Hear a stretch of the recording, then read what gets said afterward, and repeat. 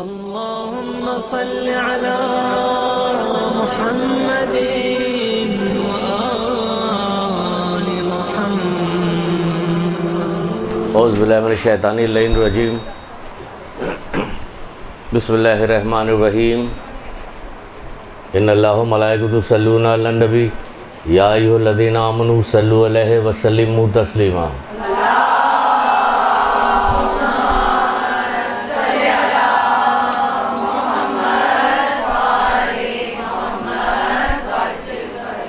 بسم اللہ الرحمن الرحیم ایاک نعبد و ایاک نستعین درود پڑھیے محمد آل محمد۔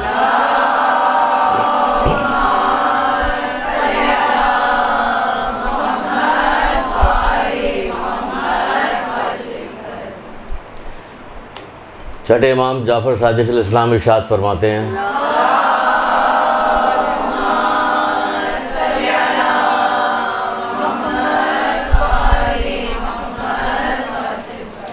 آپ فرماتے ہیں کہ تم شیعہ جنت کے لیے پیدا کیے گئے ہو اور جنت تمہارے لیے پیدا کی گئی۔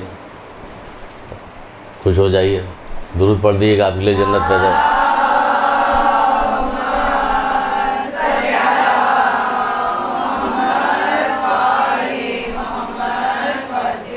تم شیعہ جنت کے لیے پیدا کیے گئے ہو، جنت تمہارے لیے پیدا کی گئی ہے۔ بس اتنا کافی ہے، درود پڑھ دیا کافی ہو گیا، ہم لوگ جنت پہ جائیں گے۔ کچھ کرنا کرانا بھی آگے بتایا، جی ہاں کرنا بتایا۔ پھر کیا کرنا کیا بتایا، کہے کہ تمہارا نام صالح ہے، یعنی نیک ہے اور نیکی کی دعوت دینے والا ہے۔ صالح ہے، مصلح ہے، یعنی نیکی کی دعوت دینے والا ہے۔ یہ دو نام تمہارے بتائے گئے۔ کیا تم خدا سے راضی و خوش ہو اور وہ بھی تم سے راضی و خوش ہو؟ تم خدا سے راضی و خوش ہو اور وہ بھی تم سے راضی و خوش ہے۔ اللہ تعالیٰ راضی ہوگا اگر بے نمازی سے؟ تم شیعہ جنت تمہارے لیے پیدا کی، تم جنت کے لیے پیدا کی، اگر اسی پہ رک جائیں، اس کی پھیلانے لگے، اس کو خود آپ پھیلانے لگے تو آپ کہیے گا اس میں تو بہت ساری چیزیں آ رہی کہ تم اللہ تعالیٰ سے راضی و خوش ہو، وہ بھی تم سے راضی و خوش ہے۔ تو اللہ تعالیٰ بے نمازی سے خوش ہوگا، جھگڑا کرنے والے سے خوش ہوگا، غیبت کرنے والے، چغل خوری کرنے والے اور تمام واجبات کو ترک کرنے والے، حرام انجام دینے والے سے خوش ہوگا؟ نہیں خوش ہوگا۔ تو کیا ہوگا؟ اسی کے اندر بتا رہے کہ کیسے خوش ہوگا، اسی قول میں ہی بتا رہے ہیں کہ کیسے خوش ہوگا۔ تم اللہ سے راضی و خوش ہو اور وہ بھی تم سے راضی و خوش ہو۔ نیک کاموں میں فرشتے تمہارے بھائی ہیں۔ نیک کام مشکل سے کوئی سرزد ہو رہا، نیک کام میں فرشتے تمہارے بھائی ہیں بس۔ لیکن کیا ہوا؟ یہ بتانے کے بعد پھر تنبیہ کر رہے ہیں۔ کیا تنبیہ کر رہے ہیں؟ کہہ رہے ہیں کہ تم نیک کاموں میں جد و جہد کرو، نیک کاموں میں جد و جہد کرو، کہ نہیں اسی وجہ سے اوپر کہ جو سارے کلمات ہیں وہ صحیح، نیک کاموں میں جد و جہد کرو تبھی بنے گا یہ کہ تم جنت کے لیے پیدا کرو، جنت تمہارے بنا۔ آگے چل کے ابھی بتائیں گے کہ مولا مشکل کشا کیا کرے گی، کتنی دیر میں جنت پہ پہنچیں گی۔ آپ کے لیے جنت تو بنائی گئی، بالآخر جنت پہ تو جائیں گے، لیکن کتنی دیر کے بعد یہ بھی آپ ہی پتہ چل جائے گا۔ اس لیے کہہ رہے ہیں کہ نیک کاموں میں جد و جہد کرو۔ ایک اور مقام پہ مولا چھٹے امام جعفر صادق علیہ السلام فرماتے ہیں،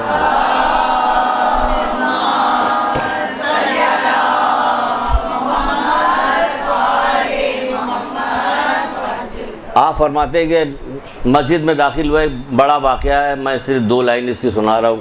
مسجد میں داخل ہوئے کہ دیکھا کہ آپ نے ہمارے بہت سارے شیعہ بیٹھے ہوئے، آپ ان کے قریب گئے، قریب جانے کے بعد انہوں نے سلام کیا اور سلام کرنے کے بعد ان سے کہا، کیا کہتے ہیں، خدا کی قسم میں تمہاری خوشبو اور تمہاری روح سے محبت کرتا ہوں۔ اللہ اکبر!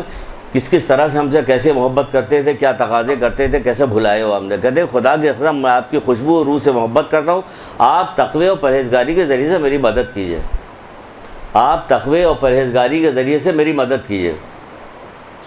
یعنی کہ تمام 1,24,000 انبیاء جو آئے ہیں، انہوں نے جو دعوت دی ہے، قرآن نے جتنی کتابیں آئی ہیں جس نے دعوت دی ہے، اور کامیابی کا جو طریقہ کار بتایا گیا، جو ذریعہ بتایا گیا، وہ ایک ہی ہے، تقوی اور پرہیزگاری۔ اس کو چھوڑنے کے بعد کوئی بھی ابھی دیکھیے تسبیح کے تمام فائدے آپ کو بتاتے بتاتے آخر میں کیا بتایا گیا؟ حضور قلب کے ساتھ بولے ساری چیزیں سمٹ کے ایک جگہ پہ آ گئی کہ اگر ویسا نہیں ہوگا تو پھر کیا ہوگا ایسا پڑھنا؟ اگر آپ پورا درس غور کریں، پورا سن کے ایک جگہ جمع کریں تو آخر میں یہی چیز آ رہی ہے، حضور قلب، یعنی کہ دل کی گہرائیوں کے ساتھ وہیں ہو، پاکیزہ ہو، دل پاکیزہ ہو، زبان پاکیزہ ہو، وہ ساری چیزیں کہا جا رہا ہے تقوی و پرہیزگاری کے ذریعے سے میری مدد کرو، تقوی و پرہیزگاری کے ذریعے، کیونکہ آپ کی منزل بہت زیادہ اوپر کی ہے، آپ شیعہ ہیں. دھیرے دھیرے بات، جیسے مرزا صادق حسن صاحب کا ایک کیسٹ میں سن رہا تھا، اس میں انہوں نے بتایا تھا کہ 5ویں اور 6ٹھے امام کے زمانے میں یہ ہوا تھا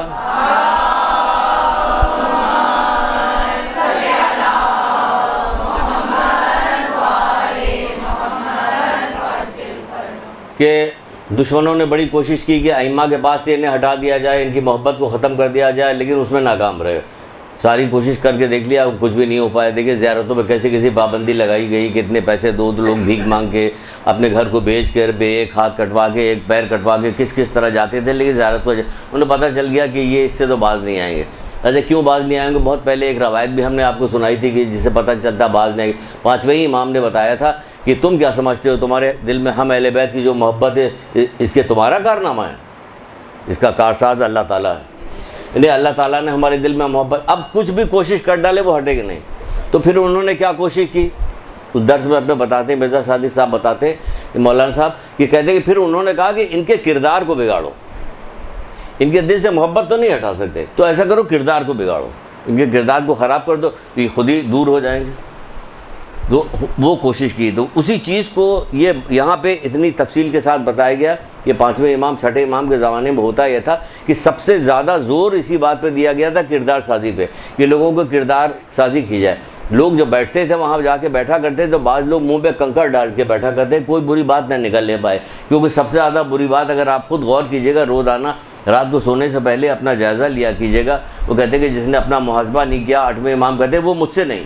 یعنی روزانہ اگر آپ نے اپنا محاسبہ نہیں کیا تو کہہ رہے ہیں وہ مجھ سے نہیں، کوئی پرواہ نہیں ہو رہی، کہہ رہے ہیں مجھ سے نہیں. پرواہ ہونی چاہیے نا کہ ائمہ سے زیادہ، اور ہم کسے محبت کرتے ہیں اور کسے عزیز رکھتے ہیں اللہ کے بعد. تو وہ کہہ رہے ہیں کہ مجھ سے نہیں. تو محاسبہ کیجیے، پتہ چلتا ہے سب سے زیادہ گناہ جو ہم سے سرزد ہوتا ہے اسی زمان کی وجہ سے ہوتا ہے، سب سے زیادہ گناہ اس کی وجہ سے ہو جائے. تو کہتے ہیں کہ سب سے زیادہ کردار سازی جو ہی 6ٹھے امام 5ویں امام نے اپنے دور میں اسی لیے کی تھی کہ لوگوں کا کردار. آج دیکھیں دھیرے دھیرے کھسکتے چلتے ہم لوگ کہاں تک چلے گئے. سب کی ذمہ داری کہ سب ان تمام چیزوں پہ گفتگو کریں. پھر ایک کتاب شیخ صدوق کی کتاب ہے اعتقادیہ، اس میں بہت جلدی بات کر رہا ہوں کہ تاکہ یہ جو موضوع ہے یہ ختم ہو، کیونکہ شاید 1 گھنٹے میں نہ ختم ہو. جہاں پہ وہ سمجھانے کی بات آئے گی میں آہستہ بھی بات کروں گا. تو اس کتاب میں شیخ صدوق لکھتے ہیں، مولا مشکل کشا حضرت علی علیہ السلام،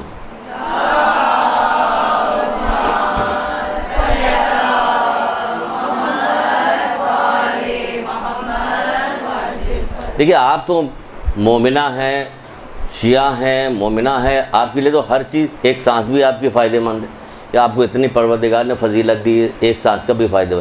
تسبیح زہرا پڑھ رہی ہیں، یہ دوسری قرآن کی آیتیں پڑھ رہی، یہ سب ایک جگہ جمع ہو کے درود پڑھ رہی، تو آپ کیا سمجھے اس کا فائدہ کیا ہے؟ اس کا بھی عظیم ترین فائدہ ہے کہ آپ اس کا اندازہ بھی نہیں لگا سکتے کہ کیا فائدہ ہے. پڑھ دیجئے درود ایک دفعہ بلند آواز.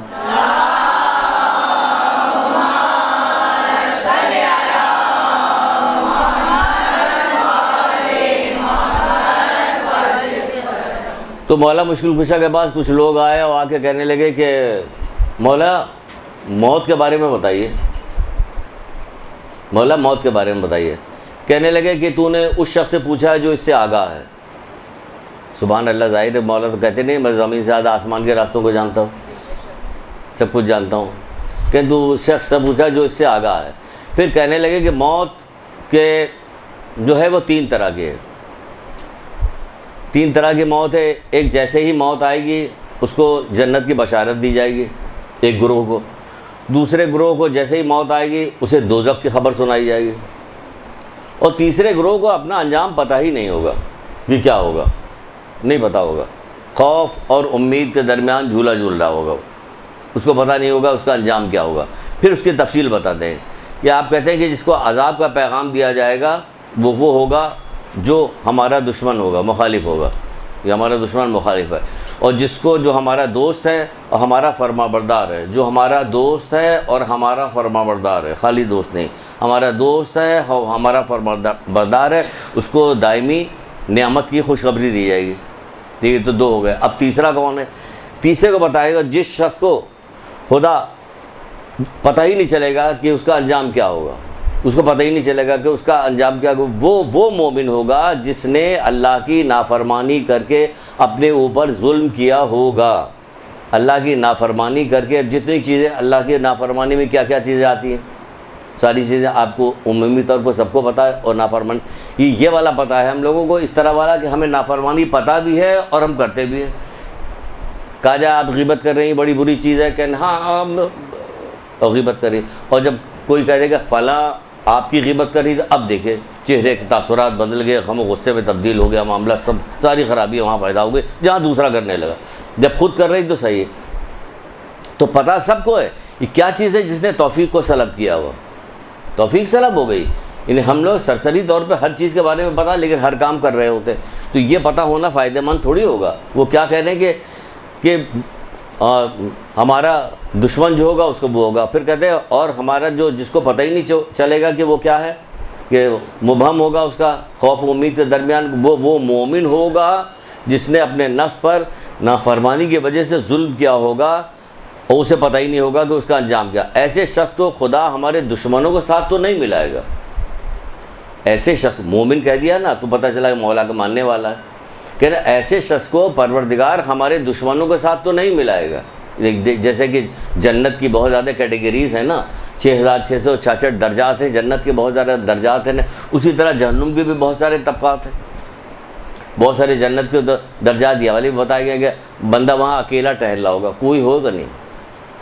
وہ ایسا بے نمازیوں کے بارے میں، بعض نمازیوں کے بارے میں کہا گیا، ظہرین کی نماز یا کسی نماز کو قضا کرنے کے بارے میں یا نہیں پڑھتا تو کہا جائے گا کہ وہ جنت پہ چلا گیا، لیکن ایسی جنت پہ چلا گیا جہاں کوئی ہے ہی نہیں، ویرانہ، دوسروں سے مانگ مانگ کے کھانا کھائے گا، کہ جنت پہ جانا تھا نا، علی واللہ کہہ دیا تو جنت پہ جانا، تمہیں لا الہ الا محمد رسول اللہ علیہ وسلم تو اب لو یہ والی جنت لے لو، تمہیں جنت چاہیے تو جنت لو۔ تو 6666 درجہ، پتہ نہیں کیسی کیسی جنت ہیں۔ اس طرح دوزخ کے بھی نہ جانے کتنے طبقات ہیں، بہت سارے طبقات ہیں۔ بعض لوگوں کو کہا جاتا ہے کہ دوزخ کا ایک دروازہ ہے جس سے صرف وہ لوگ ڈالے جائیں گے جو اس لیے کہنا پڑے گا مجھے بار بار یہاں بھیجا جائے، یہ خود سے آنا پڑے گا۔ دوزخ کا ایک دروازہ ہے جس سے صرف وہ لوگ ڈالے جائیں گے، دوزخ کا دروازہ جس سے صرف وہ لوگ ڈالے جائیں گے جو اپنے غصے کو اللہ کی نافرمانی کے ذریعے سے ٹھنڈا کرتے ہیں۔ یاد آیا؟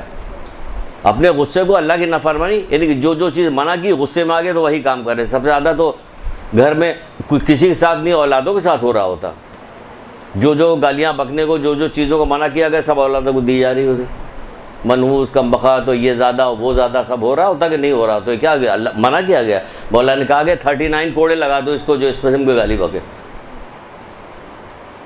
تو پتہ نہیں اتنے کوڑے پڑتے کہ جسم سے ہڈیاں رہ جاتی ہیں اور کچھ رہ ہی نہیں آتا ہے نا۔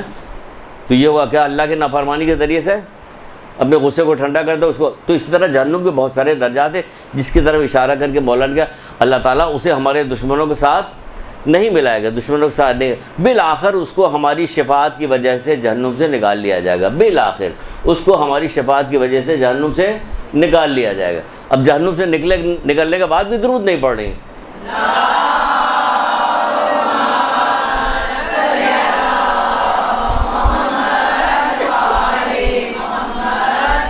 بھائی ہم اتنا پڑھتے رہیں گے کہ ہمیں جانے کی نوبت نہ آئے۔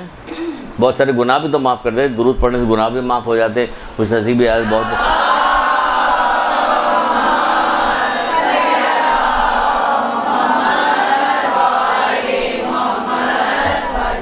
بالآخر اس کو کیا ہوگا، دشمنوں کے ساتھ نہیں ملائے گا اور ہماری شفاعت اسے نصیب ہوگی، جہنم سے اس کو جہنم سے نکال لیا جائے گا۔ اس کے بعد نصیحت کرتے ہیں مولا، کیا نصیحت کرتے ہیں سنیے، کیا چیز بتائیے کہ کون لوگوں کو ہمیشہ ہمیشہ کی جنت کی خوشخبری سنائی جائے گی، کس کو ہمارے دشمنوں کو ہمیشہ ہمیشہ کے لیے عذاب کی خبر سنائی جائے گی، اور بعض لوگ وہ ہوں گے کہ جن کو پتہ ہی نہیں چلے گا، ان کا نتیجہ مبہم ہوگا، لیکن اللہ تعالیٰ انہیں ہمارے دشمنوں کے ساتھ نہیں ملائے گا۔ وہ مومن تو ہوں گے، ہمارے دشمنوں کے ساتھ نہیں ملائے گا۔ سب ملانے کے بعد ان لوگوں تک ہماری شفاعت، پھر اللہ تعالیٰ ہماری شفاعت پہنچے گی، پھر بالآخر وہ جہنم سے نکال لیے جائیں گے اور جنت پہ چلے جائیں گے۔ ٹھیک ہو گیا۔ اس کے بعد ایک نصیحت کر رہے ہیں، نصیحت کرتے ہوئے آپ فرماتے جب سن نکال لیا جائے گا، پس کہتے کہ پس اطاعت کرو، عمل کرو اور اطاعت میں سستی نہ کرو، اور اللہ کے عذاب کو معمولی نہ سمجھو۔ وہ موجود تو ہیں، اس کے باوجود یہی کہہ رہے ہیں کہ بھئی آپ تو ہمیں نکلوا لیں گے، بھائی نکلوا تو لیں گے تمہیں، لیکن ہماری شفاعت کب تک پہنچے گی؟ جیسے جیسے تمہارے گناہ ہوں گے اسی حساب سے وقت لگے گا شفاعت پہنچنے کے۔ کچھ لوگوں کو بہت جلدی شفاعت نصیب ہو جائے گی، مہینے 15 دن کے بعد، اور کچھ لوگوں کو سنیے گا، کچھ لوگوں کو کیا ہوگا، 1 گھنٹہ دھوپ میں کھڑا کر دیا جائے گا، رمضان آ جائے گا تو اس وقت وہ آ رہا ہے دھیرے دھیرے، گرمیاں بھی ساتھ ساتھ، ماہ سیام گرمیاں بھی لے گئے، 1 گھنٹے کے لیے کھڑا کر دیا جائے گا، کھڑی ہو جائے گی، تیار ہے؟ نہیں تیار، کہہ رہے یہاں سائے میں نہیں بیٹھا جا رہا، آپ دھوپ میں بتا رہے یہ یہاں سے رو رہا گرمی کا ابھی سے۔ تو کہا جا رہا ہے اطاعت میں سستی نہ کرو، اللہ کے عذاب کو معمولی نہ سمجھو، کیونکہ کوتاہی کرنے والوں میں سے بعض ایسے بھی ہیں جن تک ہماری شفاعت خدائی عذاب سے 3 لاکھ سال کے بعد پہنچے گی، 3 لاکھ سال کے بعد پہنچے گی۔ دیکھیے بہت ساری کتابوں میں لکھا جنت جو ہے، کتاب آیت اللہ دست غیب کی سورہ واقعہ کی تصویر اس میں بھی ہے، شیخ صدوق کی کتاب اس میں بھی ہے، اس کے اندر لکھا ہوا ساری جگہ یہ موجود ہے، مولا کی روایتی والی 3 لاکھ سال کے بعد ہماری شفاعت پہنچے گی۔ بعض لوگ کوئلہ بن کے نکلیں گے وہاں سے، تو خوب مغرور نہ ہوئیے کہ ہم مولا کو مانتے ہیں تو یہ توہین کی جا رہی، وہ منع کر رہے ہیں، منع۔ دیکھیے 3 ابھی آپ کو روایت سنائی، تینوں میں ایک ہی بات بتائی گئی، تقوی اختیار کرو، پرہیزگاری کرو، جد و جہد کے ساتھ عمل کرو۔ یہاں بھی کہا جا رہا ہے کہ عمل کرو اور اطاعت میں سستی نہ کرو، اللہ کے عذاب کو معمولی نہ سمجھو۔ بھائی مولا آپ موجود ہیں تو ہم اگر معمولی سمجھ رہے ہیں تو کیا ہوا؟ کہ نہیں، ورنہ ہماری شفاعت بعض لوگوں تک 3 لاکھ سال کے بعد پہنچے گی۔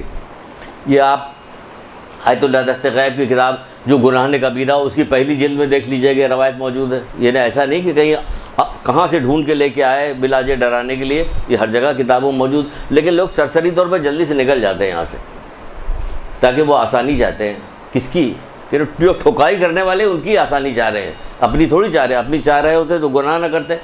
وہ جو کھڑے ہوئے ہیں وہاں پہ عذاب دینے والے فرشتے، ان کے منہ میں رال آ رہی کہ آنے دو ان کو بھی آنے دے ذرا، تو وہ آ رہی۔ تو کیا کہا جائے؟ جبکہ آپ کا مقام کیا ہے؟ آپ مومن کا مقام کیا؟ مومن کا مقام یہ ہے کہ جب اس کی روح نکلتی ہے، مومن کا مقام وہ ہے جب اس کی روح نکلتی ہے تو جنت کے 70,000 فرشتے جنتی گلدستہ لیے ہوئے اس کے استقبال کے لیے کھڑے ہوتے ہیں۔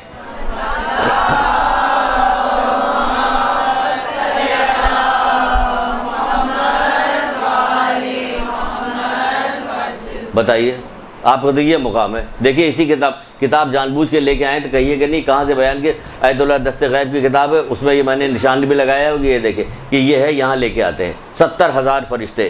کیا کام کرتے ہیں یہ 70,000 فرشتے؟ آئیں گے ہاتھ میں گلدستہ لیے رہیں گے، جب مومن کی روح نکل رہی ہوگی تو کیسی کیسی خوشبو ہوگی، کیسی خوشبو آ رہی ہوگی۔ علامہ الحفیظ، اسی لیے دنیا میں بھی خوشبو لگانے کی بہت زیادہ تاکید کی گئی، بہت تاکید کی گئی خوشبو، کہ اگر روزانہ خوشبو لگاؤ اور نہیں لگا سکتے تو کم سے کم ہفتے میں 1 دفعہ لگاؤ، وہ بھی جمعے کو تو ضرور لگاؤ۔ بھائی آپ کیسے لگائیے؟ آپ تو لگا کے نکل ہی نہیں سکتے، آپ کو تو منع کیا خوشبو تو کیا جانماز آپ کی کیسی ہوئی؟ جب کھولا جائے جانماز دیکھا تو کہا سبحان اللہ، کوئی بہت شوقین بندہ ہے عبادت کرنے والے کی جس کی جانمازی ہے۔ ہماری جانمازیں کھولی جائیں تو کیسی لگے؟ ایک دانہ تسبیح کا دانہ ادھر ہے، ایک دانہ اتنے فاصلے والی تسبیح لمبی موجود رہتی، جیسی ابھی دکھائی جا رہی تھی تسبیح۔ کوئی خوبصورت تسبیح ہوتی، خوبصورت تسبیح ہو، جس جگہ دیکھے تو ٹوٹی ہوئی گندی بھی پڑی ہوئی، یہ شوق ہے عبادت کا، دل لگ رہا یہاں پہ عطر کی شیشی بھی رکھی ہونی چاہیے، تعقیبات نماز کی کتابیں سلجھی، آپ تعقیبات کی نماز کی۔ کل ایک جگہ رشتہ دار کے ہم چلے گئے تھے، ہم نے کہا اللہ وہ موجود تھی، ان کی چھوٹی سی بیٹی تھی، میں نے کہا بیٹا جا نماز بچا، یہ کتاب ہے، وہ کہتا ڈھونڈ ڈھانٹ جیسے اس کا پیج اس کتاب میں، اس کتاب کا پیج اس پیج میں، وہ لکڑی کی تسبیح، وہ پتہ نہیں کیا کیا کر کے رکھی ہوئی۔ میں نے اپنی تسبیح نکالی جیب سے، میں نے پڑھنا شروع کیا، میں نے کہا یہ دیکھیں یہ آئے تو خیر ہم نے کہا تو کچھ بھی نہیں کیونکہ موقع نہیں تھا۔ یہ حشر ہے، اس سے عشق پتہ چلتا ہے، جس چیز سے آپ کو عشق ہے اس سے پتہ چلتا ہے کہ وہ آپ کو کیسا عشق ہے کیسا نہیں ہے، اس سے پتہ چلتا ہے آدمی کا کہ آدمی کیا کر رہا ہے۔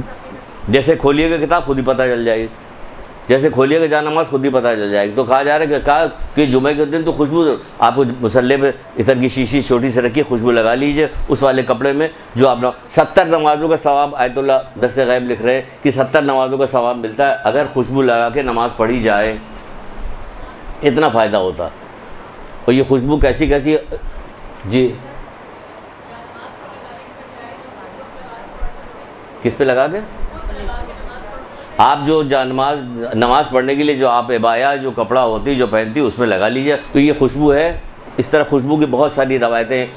تہذیب اسلام میں دیکھیے کہ چھٹے امام جعفر صادق علیہ السلام ارشاد فرماتے ہیں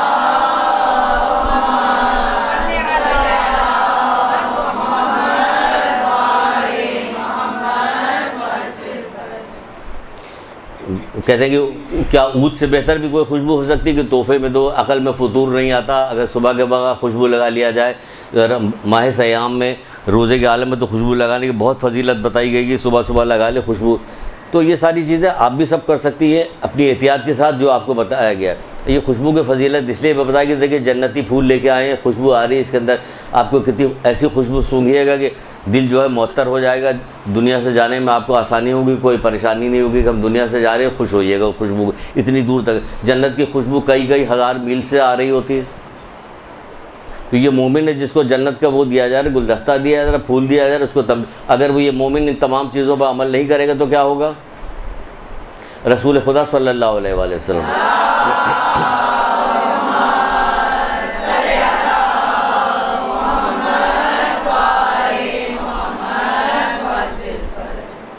کیا فرماتے ہیں؟ آپ فرماتے ہیں کہ جبریل نے مجھے خبر دی ہے کہ جنت کی خوشبو 1000 سال کی مسافت سے سونگھی جا سکتی ہے. 1000 سال تک اگر آپ مسلسل سفر کیجیے گا تو جہاں تک پہنچے گی وہاں پہ اگر خوشبو ہوگی تو یہاں پہ آپ کو خوشبو آئے گی اتنی اور وہ بھی خوشبو کون سی؟ جنتی. یہ والی دنیاوی خوشبو نہیں, جعلی جنتی خوشبو. ایک سے ایک خوشبو ہے جنت کی. تو وہ 1000 میل کی 1000 سال کی مسافت سے جنت کی خوشبو سونگھی جا سکتی ہے, مگر 7 افراد ایسے ہیں جن تک یہ خوشبو نہیں پہنچے گی. اب ہم مومن ہیں, ہماری اتنی فضیلت ہے, ہم سے جد و جہد کرنے کو کہا گیا ہے, ہم سے کہا جا رہا ہے کہ اللہ کے عذاب کو معمولی نہ سمجھو, عمل میں جد و جہد کرو. اگر ان تمام چیزوں میں کوتاہی کی تو کیا ہوگا؟ سن لیجئے کیا ہوگا. کس چیز پہ کیا ہے؟ بحار الانوار جلد 73 یہ روایت ہے. مختلف کتابوں میں الگ الگ جگہ ہے, لیکن اس کا مین جو وہ ہے بحار الانوار جلد 73. 7 افراد ایسے ہیں کہ جن تک یہ خوشبو نہیں پہنچے گی. اب اس میں سے نوٹ کر لیجئے اور اس سے دور رہیے کہ جب جنت کی خوشبو نہیں پہنچے گی تو جنت میں پہنچنے میں تو بہت ٹائم لگ جائے گا. تو مولا تو پہلے ہی کہہ چکے ہیں کہ کچھ بعض لوگ ایسے ہیں جن تک ہماری شفاعت کیا 3 لاکھ سال کے بعد ہماری شفاعت پہنچے گی. تو کیا ہمیں منظور ہے کہ ہم 3 لاکھ سال تک وہ عذاب بھگتتے رہے؟ بعض لوگوں کو جہنم سے نکالا جائے گا, وہ کوئلہ بن جائیں گے, پھر جنت کی نہر سے انہیں پانی سے ان کو نہلایا جائے گا, پھر وہ ثابوت ہوں گے, پھر وہ جنت میں جائیں گے. یہ سب کچھ چاہ رہے ہیں. کس نے یہ خبر دی ہے کہ نہیں جو جی چاہے کیجیے, جو جی چاہے گا؟ یہ دشمن نے خبر دی ہے, دوست نے خبر نہیں دی ہے. مولا کے جاننے والے جو ہیں وہ اس طرح کے نہیں ہوتے. اپنے زمانے میں بہت ساری ایسی روایتیں سنائی جائیں تو بڑی سخت لگے گی. بولا آپ کا شیعہ ہے جو لوگوں کو گھروں میں جاگتا کہ جھوٹ مت بولو, جھوٹ بات مت کرو, یہ تو وہ ہمارا شیعہ نہیں ہے, شیعہ نہیں ہے. اگر شیعہ ہوتا تو جھانک نہیں رہا ہوتا دوسرے گھروں میں اس طرح سے. کہنا ایسے نہ جانے کتنی حدیثیں بتائی گئی کہ یہ غلط بات کر رہے ہو تم, شیعہ نہیں ہے, شیعہ نہیں. محب ہوگا شیعہ نہیں ہے. ہم یہ شیعہ کہتے ہیں, ہماری زبان تھکی جا رہی ہے, کام ایک بھی کرنے کو تیار نہیں ہو رہے کیونکہ جیسے جیسے وقت گزرتا چلا جا رہا ہے. رسول خدا صلی اللہ علیہ وآلہ وسلم نے ارشاد نہیں فرمایا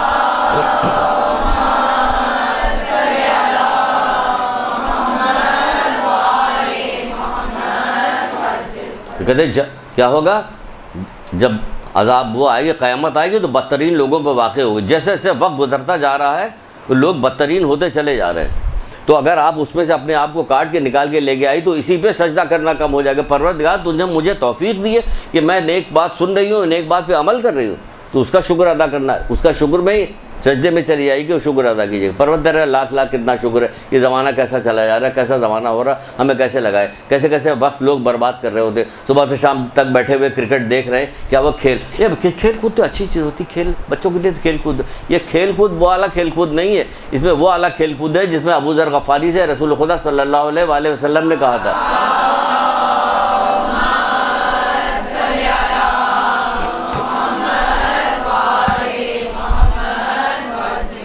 کہ ابدر اپنے زندگی کو، اپنے وقت کو سونے اور چاندی سے زیادہ قیمتی سمجھو. اتنا قیمتی ہے یہ وقت، اتنا قیمتی کہ اس کو سونے سے زیادہ قیمتی سمجھو. وہ آپ کو ارشاد القلوب والی ایک کتاب میں ہم نے سنایا نہیں تھا کہ جب بعض لوگوں کے پاس فرشتہ آئے گا روح قبض کرنے کے لیے تو وہ کہے گا کہ اچھا ہمیں اتنی مہلت دے دو کہ ہم کلمہ پڑھنے لائق نہیں. اب تجھے ایک لمحے کی مہلت نہیں دے گا، مشرق سے مغرب تب جتنی چیزیں سب مجھے دے گا تب بھی تجھے مہلت. تو نے نہ جانے کتنا وقت برباد کیا ہے. ارشاد القلوب کتاب اس میں دیکھ لیجئے. یہ وقت اتنی قیمتی چیز ہے کہ ہماری زندگی میں لا الہ الا اللہ محمد رسول اللہ علی ولی اللہ کہنے کے بعد سب سے قیمتی چیز وقت ہے. ایک ایک لمحہ گزر جائے. قرآن کی آیتیں تم ذرہ برابر نیکی کرو گے وہ بھی دیکھ لو گے، ذرہ برابر بدی کرو گے وہ بھی دیکھ لو. جب ذرہ برابر نیکی و بدی دیکھا جائے تو ایک ایک سیکنڈ ہمارا لکھا جا رہا ہے، ایک ایک سیکنڈ لکھا جا رہا. ہو کیا رہا؟ وہ صبح سے شام تک میچ دیکھ رہے ہیں، 8 گھنٹے میچ دیکھا اور 4 گھنٹے اس پہ تبصرہ ہوتا رہا. یہ ہو رہا ہوتا تمام. تو یہ کھیل نہیں ہو رہا. یہ ہم لوگوں کو یہ بہکانے کے نئے نئے طریقے. کسی زمانے میں کہا جاتا بھائی کھیل کود تو صحیح. شیطان نے کہا کہ جو نہ صحیح ہم کھیل کود میں ہی تمہیں نہ بہکایا تو ہم بھی کیا شیطان ہوئے. تو کھیل کود کے ذریعے بہکا جا رہا ہے، ہر طرح کے ذریعے بہکا رہا ہے. کوئی ایسا زاویہ چھوڑ نہیں رہا کہ جس طریقے سے ہمیں بہکاتا نہیں ہو. ہر چیز میں داخل ہو گئے. اولمپکس میں جائیے دیکھیے ذرا، اولمپکس آ رہا ہوتا خبروں میں دیکھیے، اللہ معاف کرے بچوں کے سامنے دیکھ بھی نہیں سکتے. کسی خواتین کیسے کہتے ہیں کپڑے پہن کے آ رہی کیا کیا کر رہی ہے. تو یہ اولمپک کا کہا جائے کھیل دکھایا جا رہا ہے. کھیل نہیں دکھایا جا رہا ہے. یہ استعمال کیجیے. جہاں کہیں جس چیز میں بھی اللہ کی نافرمانی شامل ہو جائے وہ پھر وہ سمجھ جائے گی یہ گناہ ہے. چاہے وہ کوئی بھی چیز ہو، نماز ہو، روزہ ہو، حج ہو، زکوٰۃ ہو، جو چیز بھی ہو جس میں نافرمانی پروردگار شامل ہو گئی وہ گئی. چاہے کتنی عشق میں ڈالا جائے، اس کے اندر چیزوں کو اضافہ کیا جائے کہ نماز میں یہ چیز کا اضافہ کر دو، ہمیں فلاں سے بڑی محبت ہے، پتہ چلا نماز گئی آپ کی جو جی سا کرتے. بہرحال رسول اللہ فرماتے کہ 1000 میل کے بعض روایتوں میں 2000 میل بھی لکھا ہوا، بعض چیزوں کو بتایا. بعض روایتوں میں 500 میل کی مسافت دی. مختلف الگ الگ گناہ ہیں جن کے الگ الگ. ہمیں یہ ایک روایت ملی ہے کہ جس میں 7 چیزیں ایک ساتھ جمع ہیں، ورنہ سب کی الگ. آپ کہیے گا 7 چیزوں کا ذکر کر دیا، آپ کہیے گا فلاں چیز تو ہی نہیں، تو اس کا مطلب وہ معمولی گناہ نہیں، معمولی گناہ نہیں. بہت سارے گناہ الگ الگ بتائے گئے. یہ ایک واحد ہمیں ملی ہے جس کے اندر 7 چیزیں ایک ساتھ بتائی گئی. تو کیا چیز 7 چیزیں بتائی؟ پہلی چیز کیا بتائی جا رہی؟ 5ویں امام محمد باقر اسلام ارشاد فرماتے ہیں،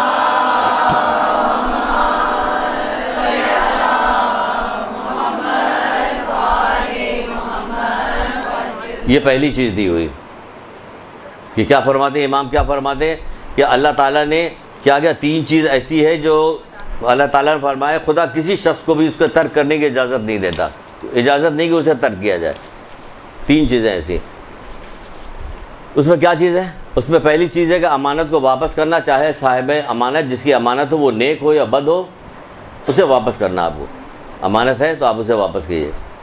دوسری چیز بتائی ہے جب کسی سے وعدہ کیجیے تو اس کو وعدہ پورا کیجیے، چاہے وہ آدمی نیک ہو یا بد ہو. آپ وعدہ کرنے سے پہلے ہی سوچ لیجیے کہ جو وعدہ کرنے کے لیے جا رہی ہیں کیا کر رہی ہے. غور فکر کیجیے کہ اس سے وعدہ کر رہی ہیں کیا کر رہی، اسے وعدہ پورا کر پائیے گا کہ نہیں کر پائیے گا، تو پہلے سوچ لیجیے آپ. تو جس سے وعدہ کیا ہے اس کا وعدہ پورا کیجیے، چاہے وہ نیک ہو یا بد ہو. اور تیسری چیز بتائی گئی کہ والدین کے ساتھ نیکی اور اچھا سلوک کرو، چاہے والدین نیک ہو یا بد ہو. کافروں کے ساتھ تو اللہ کے رسول کے زمانے میں کافروں کے ساتھ بھی کوئی کافر ہوتا تھا، کوئی دوسرے مذہب، کوئی یہودی ہوتا تھا، کوئی عیسائی ہوتا تھا. جو لوگ ایمان لا چکے ہوتے تو جا کے پوچھتا تھا کہ میں کیا کروں، تو ان سے بھی یہی کہتے تھے ان کے ساتھ حسن سلوک کرو. اور نہ جانے کتنے ایسے ہوتے تھے کہ کہتے تھے بیٹا کیا بات ہے، تو ہمارے ساتھ بڑا اچھا سلوک کرنے ہوا. کیا ہوا؟ کہنا والدہ گرامی جس کے پاس جس جوان کے پاس جانے کو آپ نے منع کیا تھا میں اسی جوان کے پاس جاتا ہوں اور اسی کا دین میں نے قبول کر لیا ہے، اور اس میں یہی حکم ہے کہ ماں باپ کے ساتھ یہ کرو. کہنا اچھا یہ اتنا اچھا دین ہے، مجھے بھی لے چلو، میں بھی کلمہ پڑھ کے مسلمان ہوتی ہوں.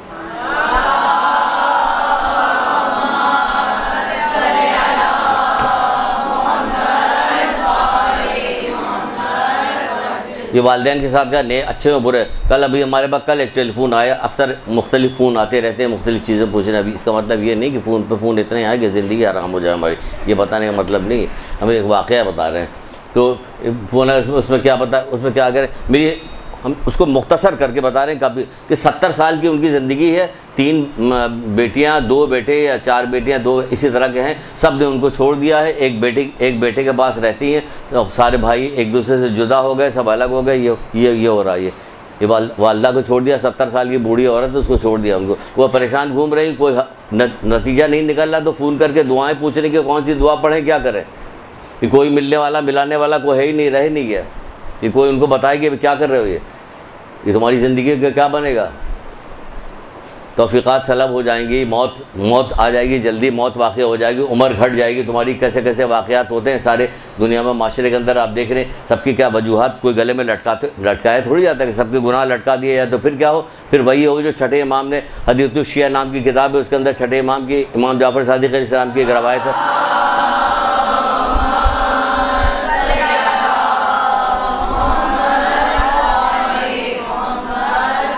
اگر لوگوں کو گناہ ظاہر ہو جاتے تو بیٹا باپ کو دفنانے کو تیار نہ ہوتا۔ یہ کتنا پروردگار ستار العیوب ہے، کتنا رحم کرنے والا ہے، کیسا ہمارا بہترین پروردگار ہے کہ ہم اس کی کس طرح سے نافرمانی کر رہے ہوتے۔ اگر ہمارے گناہ ظاہر ہو لٹک جاتا کہ اس وجہ سے جلدی موت آ گئی، کیونکہ ہر جلدی موت جو ہے وہ گناہ کی وجہ سے آتی ہے۔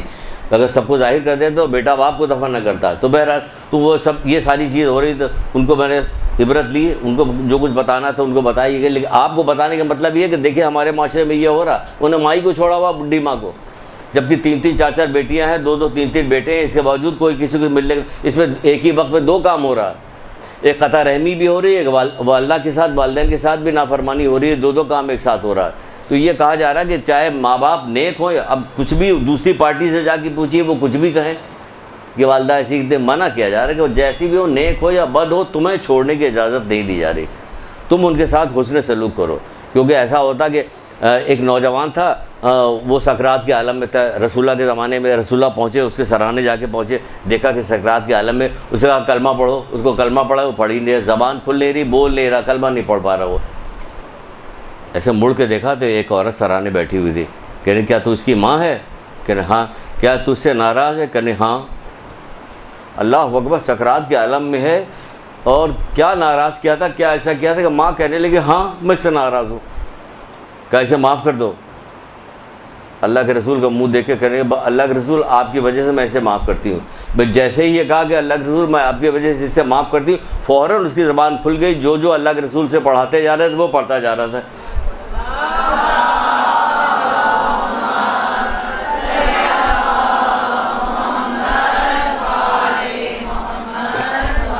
کوئی معمولی چیز نہ، کسی وجہ سے تعلیمات نہیں حاصل ہوئی، نیک بات نہیں بتائی گئی، لیکن جو کچھ زحمتیں اس نے اٹھا کے آپ کو پالا ہے، اس میں تو کسی چیز کا کوئی دخل نہیں کہ ان کو معلومات تھا یا نہیں معلومات تھا۔ کسی نوجوان نے آ کے رسول اللہ سے پوچھا اے اللہ کے رسول باپ کی خدمت کب تک کریں، ان کی اطاعت کر جب تک وہ زندہ ہے۔ پھر پوچھا ماں کی کب تک کریں؟ کہنے اگر تیری عمر اتنی ہو جائے، یہ جتنے ریت کے ذرات ہیں، جتنے پانی کے قطرے ہیں، تب بھی تو اس کی ایک دفعہ جو اس نے تیری پیدائش میں جو زحمت اور دکھ اٹھایا اس کا بھی بدلہ نہیں چکا سکتا۔ بتائیے، تیری عمر اتنی زیادہ ہو جائے کہ تو اس کی اطاعت کرتا رہے، تب بھی ایک دفعہ جو اس نے تیری پیدائش میں جو تکلیف برداشت کی اس کا بھی تو نہیں چکا سکتا۔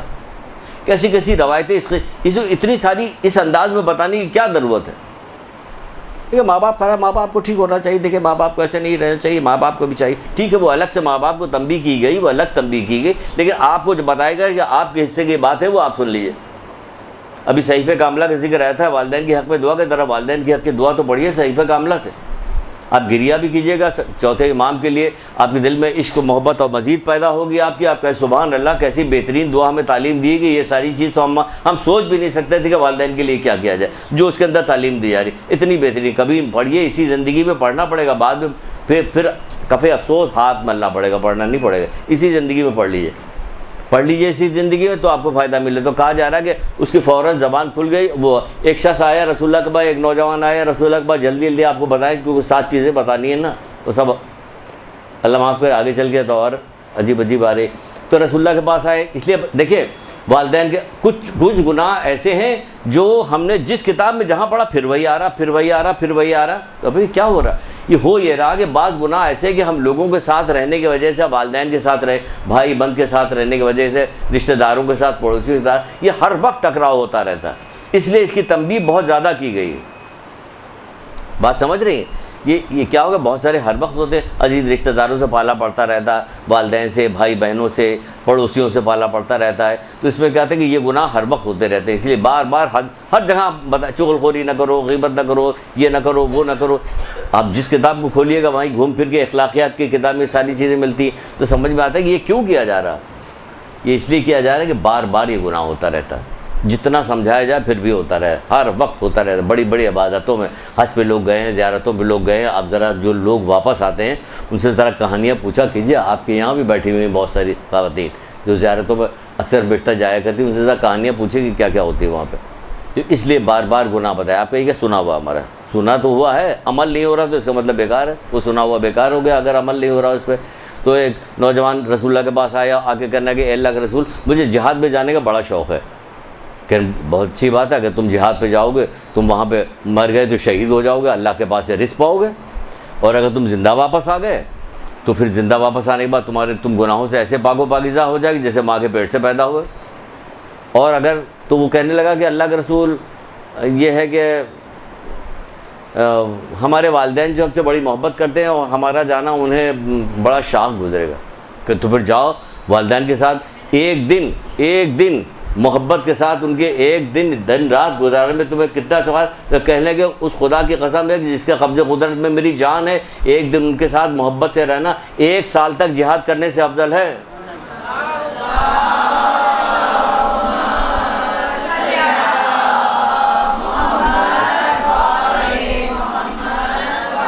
ایک سال کے جہاد سے افضل ہے۔ اگر آپ سے کہا جائے کہ والدین کی خدمت کرو، کیا ملے گا تمہیں؟ روزانہ شام کو 2 کروڑ روپے ملیں گے، پھر تو کیا ہوگا؟ اتنی خدمت کہ اپنا کام بھولے، نہ کھانے کا ہوش ہے، نہ پانی کا ہوش ہے، نہ کپڑا بدلنے کا ہوش ہے، صرف خدمت کیے جا رہے، کیونکہ ایک مانیٹر لگا ہوا، وہ دیکھ رہا کہ خدمت کرے، پیسہ لینا۔ یہ دنیا کا پیسہ فنا ہونے والا پیسہ، آنکھ بند ہوئی سارا پیسہ ختم۔ قارون کا پیسہ کہاں ہے؟ تب قارون جیسے پیسے جو لوگ جمع کرنے میں لگے ہوئے ہیں وہ پاگلی لوگ ہیں، بیمار لوگ ہیں، وہ بیمار ہیں، نفسانی بیماریاں بھی ہوتی ہیں، روحانی بیماریاں بھی ہوتی ہیں، جسمانی بیماریاں ہوتی ہیں، پتہ چل رہا ہوتا کہ بچوں کو آج کل اسمال پاکس نکلے ہوئے ہیں، اور یہ ہے فلانا ڈبا کے دانے نکل آتے ہیں، بخار ہوتا ہے، پتہ چل جائے۔ لیکن یہ روحانی بیماری، یہ حرکات سکنات سے پتہ چلتی ہے، یہ حرکات سکنات ہوں اس سے پتہ چلتے ہیں۔ تو آپ لوگ کیسی خدمت کریں گے؟ آپ خوب خدمت، اور یہ اتنا فائدہ دیا جا رہا ہے، کوئی حد اور انتہا نہیں، کتنا فائدہ دیا جا رہا ہے، کوئی ثواب، جب تک ثواب دکھایا نہ جائے وہاں تک پہنچائے تو پھر اس کا فائدہ کیا ہوگا؟ پھر بہلول نے کتنی خوبصورت انداز میں بات بتائی تھی، آپ نے ہزاروں دفعہ سنی ہوگی، پھر سن لیجئے کہ کیا فائدہ ہوگا۔ آپ کو نہیں دکھایا، آپ کو صرف کہا جائے گا بہت فائدہ ہوگا، آپ کو بہت ثواب ملے گا، بھائی اتنا بتایا جائے، آگے نہیں بتایا جا رہا۔ بیٹھے تنکے کا گھر عمدہ بنا رہے، مکان بنا رہے تھے، زبیدہ گزری ادھر سے، جلدی میں بتا رہا ہوں تاکہ اور چیز بھی بتائے۔ زبیدہ کیا کر رہے ہو؟ کہ جنت میں مکان بنا رہے ہیں، تو کہنے لگے بیچو گے؟ کہ ہاں بیچیں گے۔ کہ کتنے پہ؟ کہ یہ ہار جو ہے گلے کا دے دو۔ گلے کا ہار اتار کے زبیدہ نے دے دیا، کتنے؟ لے کے چلی گئی، لے جا کے اپنے کمرے میں رکھ دیا، بیڈ روم جو کہا جائے گا اس کا۔ بادشاہ آیا، ہارون رشید آیا، اس نے دیکھا ہے یہ بھوس کا مکان، بھوسے کا بنا ہوا، تنکے کا بنا ہوا، یہ ہمارے کمرے میں کہاں سے رکھا؟ ظاہر بادشاہ دیکھا یہ کیا ہے؟ کہ ہم جنت میں مکان خریدا بہلول سے۔ کہنا اچھا اس نے تمہیں بیوقوف بنا دیا۔ آئی گئی بات ختم ہو گئی، وہ اپنا سو گئے۔ رات کو خواب میں دیکھا شکار پہ گئے ہوئے، بہت شدید پیاس لگی، کہیں پانی نہیں مل رہا، کہیں نہیں۔ ایک جگہ دیکھا کہ ایک روشنی نظر ہے، وہاں پہنچا، دیکھا محل کو پہل زبیدہ کا نام لکھا ہے، زبیدہ کا محل۔ دیکھا اچھا، اندر داخل ہوا، کہا نہیں اندر جانے کو نہیں ملے گا۔ بس اس کی آنکھ کھل گئی، اندر جانے کو اٹھا۔ صبح جب باہر نکل کے جانے لگا اپنے اس کے لیے، تو اسی راستے سے ہو کے پہلے گیا کہ چلے پہلے وہاں دیکھتے ہیں کیا ہو رہا۔ وہاں دیکھا تو وہی پھر مکان بن رہا، گھر بنایا جا رہا۔ کہ بیچو گے؟ کہ ہاں۔ کہ کتنے پہ دو گے؟ کہ پوری سلطنت میں۔ کہ پوری سلطنت؟ کہ کیوں؟ اس کو تم نے ایک ہار میں دے دیا تھا؟ کہ وہ بغیر دیکھے آئی تھی، تم دیکھ کے آئے ہو۔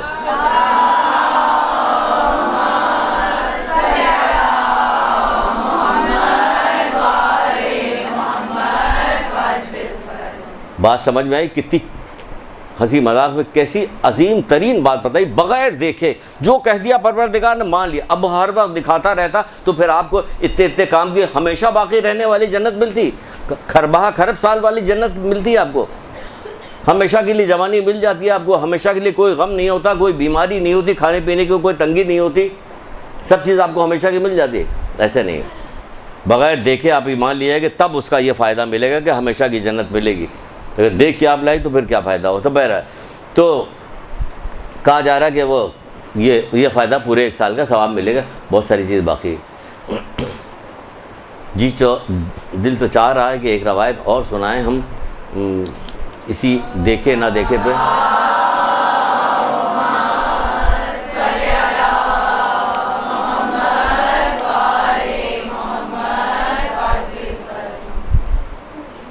ایک روایت ہے ان کی چھٹے امام جعفر صادق علیہ السلام کی.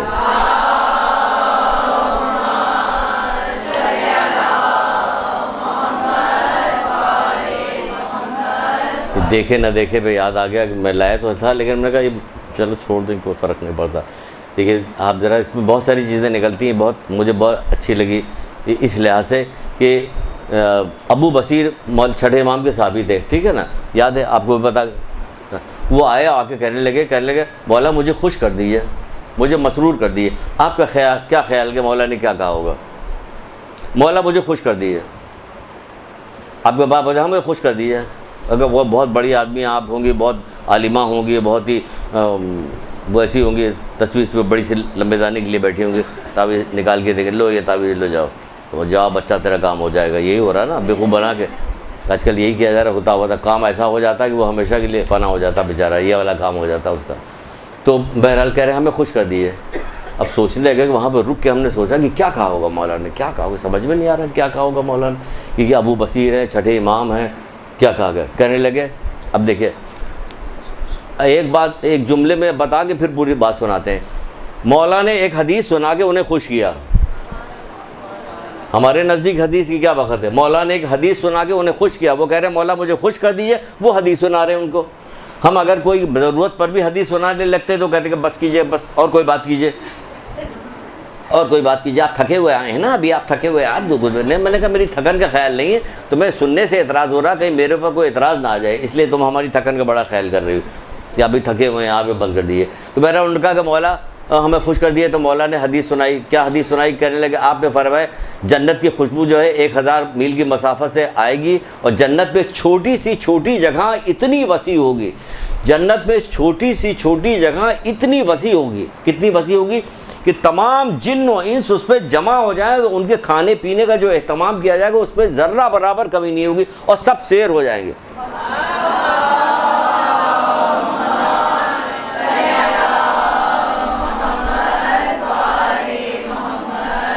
مکمل تواضع ان کی جائے گی, ان کو کوئی کمی محسوس نہیں ہوگی. چھوٹی سی چھوٹی جگہ جو ہوگی, یہ کہہ کے ابو بصیر کو خوش کر رہے ہیں. وہ ہم اس بات سے خوش ہوتے ہیں کہ آپ خوش ہو جائیے, ماں باپ کی خدمت کیجیے گا تو آپ کو اس ثواب ملے گا. خوش ہو جائے کہ لو بھائی اور روزانہ یہ کرنے کو مل رہا ہمیں ماں باپ کی خدمت, ماں باپ کو ہے نا, یہی ہوتا نا. ہم نہیں خوش ہو رہے تھے اس بات سے.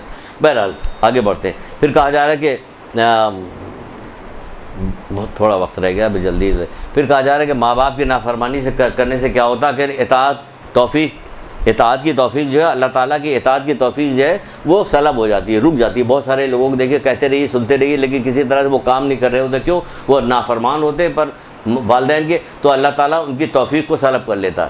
آپ جس کی توفیق سلب ہو گئی تو پھر اس سے کوئی کام نہیں ہو سکتا, کچھ بھی نہیں ہو سکتا. کچھ بھی آپ سے امام پیغمبر سمجھاتے تو کچھ بھی نہیں ہوتا, کیونکہ بعد میں پتہ چلتا ہے توفیق سلب ہو گئی اس لیے اس کو یہ کام نہیں ہو رہا.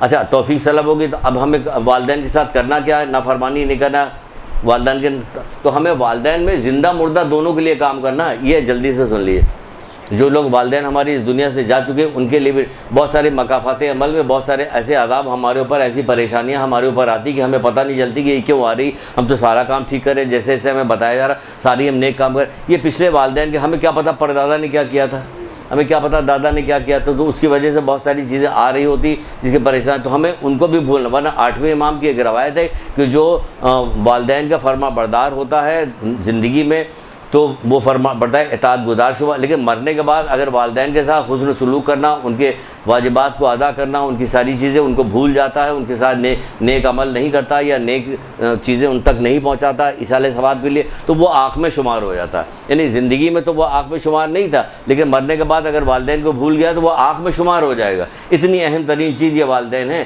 کہ دیکھیے اللہ تعالیٰ چھوڑ نہیں رہا.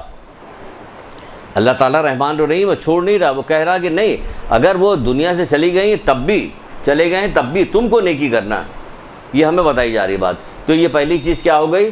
والدین کے ساتھ حسن سلوک کرنا۔ دوسری چیز کیا بتائی جا رہی ہے؟ صلہ رحمی کرنا۔ یہ بھی ہر وقت کا مسئلہ رہتا ہے، صلہ رحمی کرنا، اس کو بھی کرنا ہمیں۔ 1000 میل کی جنت، 1000 میل کے فاصلے جنت کی خوشبو آ رہی ہوگی، لیکن قطع رحمی کرنے والا نہیں سوکھ جا۔ اللہ تعالیٰ قیامت کے دن 2 آدمیوں کی طرف نظر رحمت نہیں کرے گا۔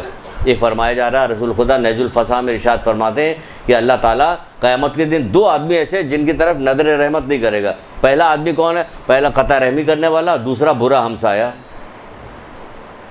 دوسرا برا ہمسایہ۔ یہ والی حدیث 3-4 جگہ ہے، بد کردار بوڑھا اور ظالم مالدار، ظالم بادشاہ، برا ہمسایہ، دائمی شراب پینے والا، یہ الگ الگ روایتیں، ہم تو ایک روایت جو ہم نے لیا اس کے بارے میں ساری چیزیں بتا رہے ہیں، یہ الگ الگ چیزیں ہیں۔ پھر کہا جائے گا بدترین مصیبت قطع رحمی اور آنکھ ہونا ہے، یہ مولا مشکل کشا فرماتے ہیں۔ پھر کہا ہے رشتہ داروں سے قطع رحمی کے ذریعے سے بلائیں بلائی جاتی ہیں، یعنی آپ نے قطع رحمی کر لیا تو آپ بلائیں بلا رہی ہیں، مختلف بلائیں آپ کی طرف آئیں گی، قطع رحمی مت کیجیے۔ قطع رحمی کی چھوٹی سے چھوٹی چیز یہ ہے کہ ملاقات ہو جائے تو سلام کر لیجیے، آپ کے گھر آ جائیں تو ان کو پانی، 1 گلاس پانی پی لیجیے، جہاں کوئی پریشانی ہو تو پریشانی میں ان کے شریک ہو جائیے، بیمار پڑے تو ان کی عیادت کیجیے، اس دنیا سے چلے جائیں تو جنازے میں جا کے شرکت کیجیے، ان کے غم کو دے، بس یہی ہے، اور آپ سے کچھ نہیں کہا جا رہا ہے کہ ہر وقت گلے میں ہار پہناتے رہیے، کیونکہ رشتہ داری جو ہے وہ اللہ تعالیٰ بناتا ہے۔ دوستی آپ خود کرتے ہیں، دوستی آپ جس سے کرتے ہیں تو آپ اپنی مرضی کی مدد، ہر شخص اپنی مثل کی طرف جھکتا ہے۔ جب آپ کسی سے دوستی کریں تو جیسی آپ کی فطرت، جیسی آپ کا شوق ہے، اسی طرح سے آپ دوست کی طرف جھکیے گا، اس کو دوست بنائیے، لیکن رشتہ دار آپ کی مرضی سے نہیں بنتے، تبھی تو امتحان ہوا، امتحان تو تبھی ہوا نا، آپ کی مرضی سے اللہ تعالیٰ نے بنایا، اب اچھے ہوں برے ہوں، آپ کو تو رشتہ داری کے حقوق ادا کرنے، تبھی آپ کو انعام ملے گا، تبھی آپ کو انعام ملے گا۔ مولا قطع رحمی کی وجہ سے مولا کیا فرماتے ہیں؟ مولا یہ فرماتے ہیں کہ برائی کو کھینچ کے لے کے آتی ہے قطع رحمی۔ پھر کہا جا رہا ہے کہ مولا ہی فرماتے ہیں کہ میں خدا سے پناہ چاہتا ہوں ایسے گناہ کی جس کے باعث موت قریب آ جاتی ہے۔ تو پوچھا کہ مولا مشکل کشا تھے، تو سوال کیا گیا کیا ایسا بھی کوئی گناہ ہے جس سے موت جلد آ جاتی ہے؟ تو آپ نے فرمایا ہاں، وہ قطع رحمی ہے۔ مولا مشکل کشا فرما رہے ہیں۔ بہت ساری چھٹے امام کے پاس آ کے لوگ میسر یا دوسرے صحابی آگے بیٹھتے تھے کہ تمہاری زندگی ختم ہو چکی تھی، لیکن اپنے تم فوزات بھائی کے ساتھ نیک سلوک کرنے کی وجہ سے تمہاری زندگی میں اضافہ ہو گیا، تم 2 دفعہ تمہاری زندگی موت قریب آئی تھی لیکن ٹل گئی کہ کس کی وجہ؟ تم رشتہ دار کچھ نہیں کر سکتی، آپ پہنچ نہیں سکتی، تو ان کے حق میں دعا ہی کیجیے، کوئی دیکھنے والا نہیں، لیکن اللہ تو دیکھ رہا ہے کہ آپ ان کے حق میں دعا کر رہے ہیں۔ سب سے بہترین چیز تو یہی دعا کیجیے، یعنی دعا کیجیے بجائے بد دعائیں کرنے کی کہ آپ سے لڑائی ہوگی تو بد دعا کر، لڑائی کس بات پہ ہو رہی؟ چھوڑیے، کوئی لڑائی وڑائی نہیں، ہمیں زیادہ نفع چاہیے۔ زیادہ نفع کیا کہ ہمیں زندگی چاہیے، ہمیں ایمان چاہیے، ہمیں اللہ کے غضب سے دوری چاہیے، یہ زیادہ نفع ہے، تو ہم کو نفع چاہیے اور دوسری چیزیں نہیں چاہیے۔ پھر کہا جائے گا جنت میں ایسا مقام کہ 3 لوگوں کے علاوہ کوئی اسے نہیں پا سکتا۔ جنت میں ایک ایسا مقام ہے کہ 3 لوگوں کے علاوہ کوئی نہیں پا سکتا۔ 3 لوگ، اول امام عادل، دوسرا کیا ہے؟ صلہ رحمی کرنے والا، اور تیسرا ایسا بال بچے دار آدمی جو غربت میں صبر کرے، اس کے بعد پیسہ کم ہے لیکن صبر کرتا ہے، کوئی حرام کام نہیں کرتا، نہ اللہ تعالیٰ کی شکوہ کرتا، نہ کوئی حرام کام کرتا، گناہ کبیرہ۔ رسول خدا صلی اللہ علیہ وآلہ وسلم نے ارشاد فرمایا۔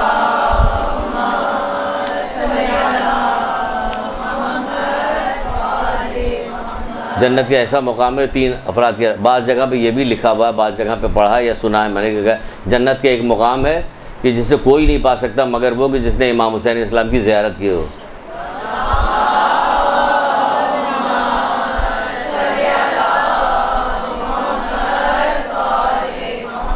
پھر جنت کی خوشبو نہیں سن سکتا 1000 میل کی مسافت ہونے کے باوجود، 1000 سال کی مسافت ہونے کا کون؟ بوڑھا بد کردار آدمی۔ اب آخری تفصیل کھول کے اس میں نہیں بتائیں گے۔ بوڑھا بد کردار آدمی کہ تم بوڑھے ہو گئے، اللہ تعالیٰ نے تمہیں اتنی عمر دی کہ تم بوڑھے ہو گئے، تو بزرگ تمہارے درمیان میں ایسا جیسے نبی ہوا کرتا، تو تم لوگوں کی اصلاح کرتے پھرو، جہاں جہاں لڑائی جھگڑا ہو رہا، جو بات ہو رہی، جو جدائی ہو رہی، جو خرابیاں ہو رہی، جا کے لوگوں کو سمجھاؤ اپنی یہاں تو بزرگی کھو دیا کہ لوگ جا کے کہنے کے تم یہ مت کرو کہ چلتا ہوں آپ بیٹھے ہوئے چبوتر بیٹھے ہوئے گالیاں بک رہے تھے وہاں پہ، فلانے کی جگہ پہ یہ کر رہے تھے، وہاں پہ بوڑھوں نے اپنی وقت ہی خراب کر لی کہ تم بزرگ ہو گئے، بزرگ تمہارے درمیان ایسے جسے امت میں نبی ہوا کرتا، تم نبی والا کردار تمہارے پاس کہاں رہ گیا؟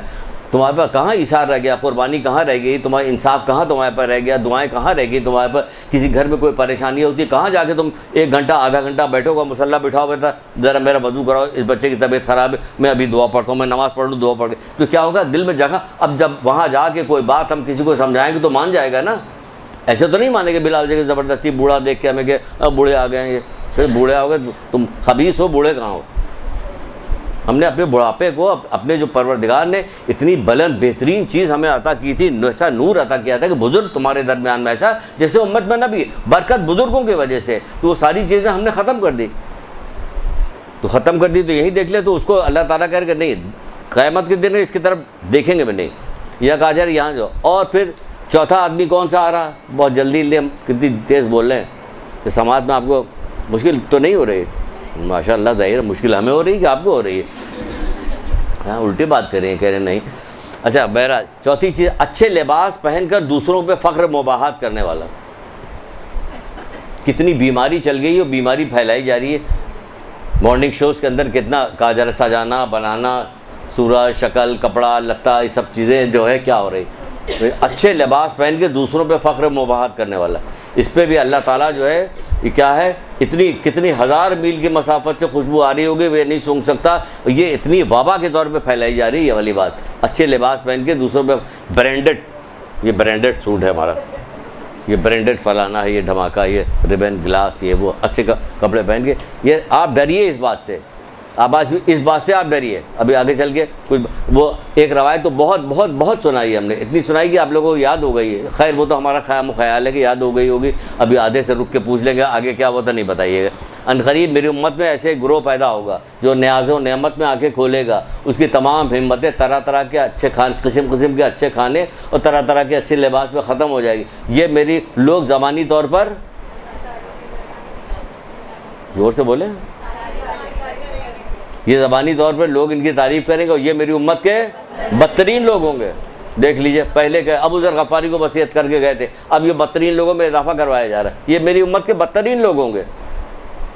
لباس پہنے، آپ بتائیے کہ حبشہ سے کنیز لائی گئی، سیاہ رنگ کی تھی، کالے رنگ کی کنیز لائی گئی، اللہ کے رسول کے پاس لائی گئی. اللہ کے رسول نے دیکھا، ایک نظر دیکھا، کہاں تک دیکھا، اللہ اکبر کے کہاں تک دیکھا. اس کا نام جو سیاہ فام تھی اس کا نام رکھ دیا چاندی. کیوں رکھ دیا چاندی؟ نوبیا ان کا نام تھا، اس کا نام رکھ دیا چاندی رکھ دیا. چاندی کس لیے رکھ دیا؟ ابھی اس نام کو چاندی کے لفظ کے معنی بتا دیں گے تو آپ کہیے گا بالکل صحیح رکھ دیا، کیونکہ اللہ کے رسول دیکھ رہے تھے کہاں تک جا رہے ہیں. اللہ کے رسول دیکھ رہے تھے کہ علی کیا کہہ رہے ہیں، اللہ کے رسول دیکھ رہے ہیں کہ حسن حسین کو کیا پکار کے کہتے ہیں، فضہ. حضرت فضہ کو، فضہ کا مطلب چاندی، اب ان کا نام فضہ رکھا گیا. فضہ کہاں سے کہاں تک جا رہی ہیں، یہ ہے کہاں ہے ان کا کپڑا، کہاں ہے ان کی صورت، کہاں ہے ان کا لباس، کہاں ہے. لاکھوں عورتوں نے اپنے بچوں کے نام جو ہے فضہ رکھا کہ نہیں رکھا، ان کا کیا مقام ہے، کیا کربلا میں کس طرح سے رہی، کس طرح سے بی بی سیدہ کے گھر میں رہی، کس طرح سے کہاں تک گئی ہیں. یہ تو اللہ کے رسول نے دیکھا اور دیکھنے کے بعد پہچان لیا کہ کون ہے. اسی طرح ایک اور سیاہ فام عورت تھی، وہ کیا ہوا، وہ حضرت ہاجرہ. سیاہ کنیز ہاجرہ، بیٹا کون سا ہوا، اسماعیل. بیٹا پیر رگڑ رہا تھا، حضرت ہاجرہ دوڑ رہی تھی، کیا ہوا، صحیح بنا دیا کہ نہیں بنا دیا. کس نے صورت دیکھی، کس نے شکل دیکھی، کس نے لباس دیکھا، کس نے کپڑا دیکھا، تقویٰ دیکھا، پرہیزگاری، اللہ تعالیٰ کی اطاعت دیکھا، سچا دل دیکھا. تو اس کی وجہ سے کہاں نام چلا گیا کہ آج سارے لوگ طواف کر رہے ہیں، آج سارے لوگ جو ہے صفا مروہ پہ دوڑ رہے ہیں. کیا اس سے عبرت حاصل نہیں ہوتی؟ صرف چمکا رہی، منہ چمکا رہی، بہت سارے کافر میں منہ چمکا رہے، بہت سارے فاسق و فاجر منہ چمکا رہے، بہت سارے اس وقت بھی عرب کے لوگ بڑے خوبصورت موجود تھے، تو ان کی طرف کہاں اللہ کے رسول نگاہ اٹھا کے دیکھتے تھے. اپنے کردار سازی کیجئے کہ آپ کی طرف دیکھا جائے، اللہ آپ کی طرف دیکھے، فرشتے آپ کی طرف دیکھیں، یہ سارا کام ہو. تو یہ لباس پہننے سے کچھ بھی نہیں ہوتا. اگر یہ ساری چیزیں ختم کر دی ہے تو بیکار ہو جائے گا لباس. یہ لباس کس طرف کی طرح، لباس کی کیا حیثیت ہوگی، کچھ بھی نہیں ہوگی. لباس تو لباس کے پیچھے نہ لگی ہے، پاکیزگی کے پیچھے لگی ہے، تقوی کے پیچھے لگی ہے. سب سے بہترین خوبصورت لباس جو ہے آپ کو پتہ چل جائے گا مومن کا. مومن کو کہا جا رہا ہے مومن کا حسن جمال کیا چیز ہے، پارسائی ہے. اللہ اکبر. اس کی حسن جمال کیا چیز ہے، پارسائی ہے، اس کی نیکی ہے، اس کی جو ہے حسن اخلاق، اس کی خوبصورتی، اس کا حسن اخلاق. خوبصورت کیا چیز، حسن اخلاق اس کی سب سے اچھی، یہی چیز سب سے زیادہ اچھی. باقی چیزیں سب چیزیں بیکار ہے. آپ دیکھ رہے لیے دو واقعہ آپ کو، 2 باتیں آپ کو سنا دی، اور دونوں کے بارے میں حضرت فضا کے بارے میں بھی آپ کو معلوم ہے، اور حضرت حاجرہ کے بارے میں بھی آپ کو معلوم ہے، اس سے کیا ہوا، چشمہ جاری ہوا، پانی آج تک آپ سے زمزم چل رہا ہے، اور صحیح کیا تھا سب یاد ہے، لیکن لوگ گئے، پتھر مارا، چکر لگائے اور چلے آئے، ختم۔ کوئی چیز سوچو، غور کرو، سمجھو کہ کیا کر رہے ہیں کیا نہیں کر رہے ہیں، کچھ تو کرنا چاہیے آدمی کو، لیکن نہیں بس رسمی رواجی طور پہ جو بھی کام کیا جاتا وہ یہی ہوتا۔ پھر یہ ہو گئی آپ کی چوتھی چیز، کتنی مشکل ہو گئی چوتھی چیز تک میں، تو یہ 5ویں 6ٹھی میں کیا بنے گا، چلیے سب بن جائے گا۔ 6ٹھی چیز، 5ویں چیز، فتنہ برپا کرنے والا، ادھر کے ادھر، ادھر کے ادھر، ان سے لڑائی، ان سے لڑائی، ان سے غیبت، ان کی چغلی، ان کی فلانے، ان کے بعد فتنہ برپا کرنے والا، فتنہ برپا کیا۔ کتنے ایسے لوگ ہیں فتنہ، جب رسول خدا صلی اللہ علیہ وآلہ وسلم